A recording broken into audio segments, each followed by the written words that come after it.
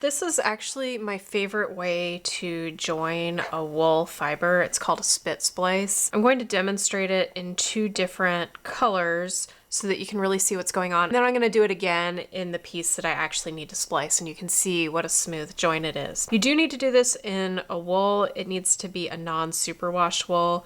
That happens to be what I use the most often. You're going to unply a couple of inches, and you can either cut this or untwist it a little bit and pull it apart. I like doing it that way so that it has this little puffy bit. That's going to help us later. You're going to do that on both sides. They don't need to match up perfectly in length, but it helps if they're pretty close. This end here is already shorter, so that's the end that I'm going to break off. The name of the splice is a spit splice, and normally you would do this with saliva. And in fact, it works better with saliva because there are enzymes in your saliva that help with this fulling process that's happening. But now that we have COVID and we know all about germs, I just find spit splices a little less delightful. So this is just some water. It works with water too.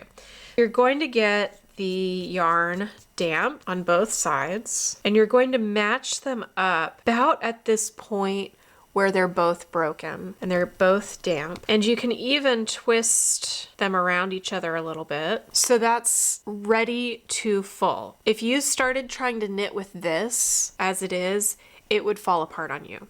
But if you apply some heat and moisture and friction, you have the ingredients that you need to full wool. This is a mostly merino based wool, so it's going to full very easily with those ingredients. If I'm finding a spot is not behaving or fulling as much as I want, I'll add a little bit more moisture. Now that's ready to knit with. I would not typically use this direct change in colors as a way to avoid weaving in ends unless that was a design feature that I was specifically after. It's pretty strong. It's going to take more force than I would normally use when I'm knitting to pull it apart. So that's fantastic. I am going to pull it apart because I'm not going to keep these like that. That took some pretty decent effort. Okay, let's do it again with the real stuff that I am actually splicing so you can see. I have already unplied and separated a little bit, so I just need to wet and apply heat and moisture. And honestly, the heat from your hands is enough.